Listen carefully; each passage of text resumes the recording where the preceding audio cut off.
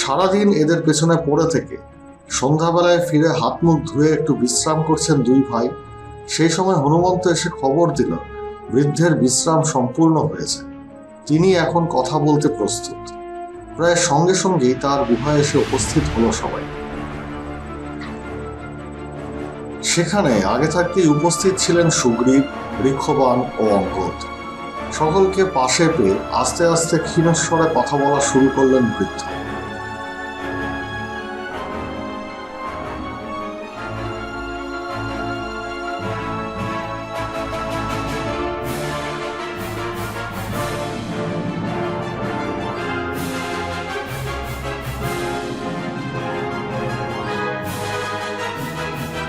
আমার নাম জনক, ত্রিগর্ত প্রদেশের রাজা।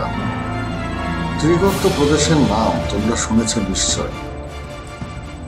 তসর ও মসলিনের কাপড় তৈরিতে বিখ্যাত আমাদের রাজ্য। এছাড়াও আরো একটি কারণ আছে ত্রিগর্ত রাজ্যের উন্নতির পেছনে, এখানকার দ্বিধারযুক্ত অজেয় তলোয়ার।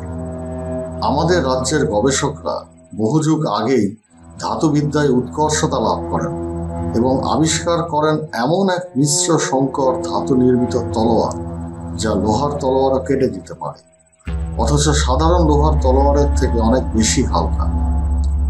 এর উপাদান বিশেষ শ্রেণীর এক ধাতু যা বহু যুগ আগে আকাশ থেকে নেমে আসে জ্বলন্ত উল্কাপিণ্ডের সাথে। এই তলোয়ারের দৃঢ়তার অন্যতম বড় কারণ এই ধাতু, যা পাওয়া যায় একমাত্র আমাদের রাজ্যে। আর 5টি গন্ধর্ব রাজ্যের মতো আমরাও ছিলাম করদ রাজ্য। জাতিগতভাবে আমরা ছিলাম শান্তিপ্রিয়। যুদ্ধ বিগ্রহ কোনোদিনই আমাদের পছন্দের তালিকায় ছিল না। রাজ্য সম্প্রসারণের বিষয়টি আমরা কোনোদিনই তেমন আমল দিই। আমাদের তৈরি করা অস্ত্র বিভিন্ন সময় বিভিন্ন রাজ্য ক্রয় করেছে, কিন্তু আমরা কোনোদিনই অস্ত্র হাতে প্রবেশ করিনি কোনো রাজ্যে। শান্তির পথ আমাদের কাছে মুক্তির পথ। আমাদের রাজ্যের মাঝামাঝি অংশে পাহাড় আছে। নাতি উচ্চ পাহাড়ের কয়েকটি সমষ্টি মালভূমি অঞ্চল। অতি প্রাকৃতিকভাবে সেখানে তৈরি হয়েছে একটি ঝিল। বিরাট বড় আয়তনের সে ঝিল, তার 3 দিকেই যেন এক টুকরো সবুজ শতরঞ্জি। এই ঝিলকে ঘিরে বিস্তীর্ণ বনাঞ্চল। এরকম অদ্ভুত বনাঞ্চল আর কোথাও নেই, এ কথা আমি অলক করে বলতে পারি। আরো রয়েছে খাপছাড়া কিছু প্রাণী নিয়ে তৈরি এক অদ্ভুত বাস্তুতন্ত্র ওই ঝিলকে ঘিরে। ওই ঝিলেরই উৎপত্তি নিয়ে একটা অদ্ভুত গল্প রটেছে বহু যুগ আগে আমাদের রাজ্যে। অনেককাল আগে এখানে কিন্তু কোনো ঝিল টিল ছিল না। তখন এই ঝিলকে ঘিরে যে বনাঞ্চল এবং তার অদ্ভুত বাস্তুতন্ত্র, তাও ছিল না।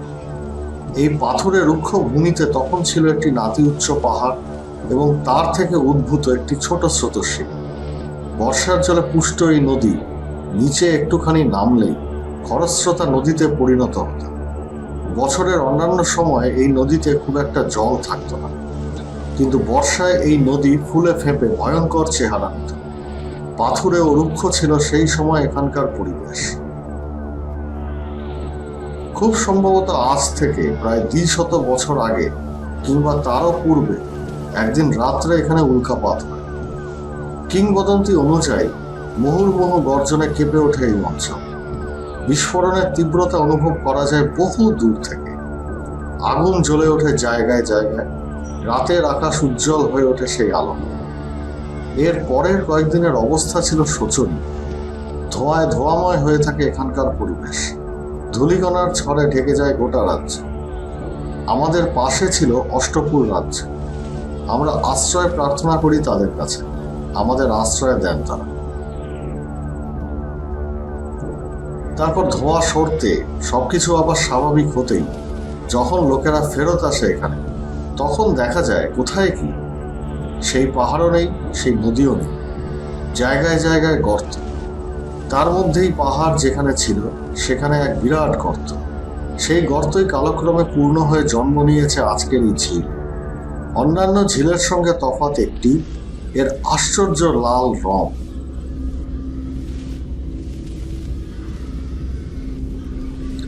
আমার পিতার রাজত্বের শেষের দিকে হঠাৎ একদিন আবিষ্কার হয় এই অজানা ধাতু। তবে এই ধাতুর ব্যবহার কিসে করা যায় তা বহুদিন অজ্ঞাত ছিল আমাদের কাছে।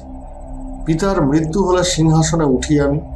এই ধাতুর যে লোহাকে কাটবার ক্ষমতা আছে তা একদিন দৈবচক্রে আবিষ্কার করে বসি আমি।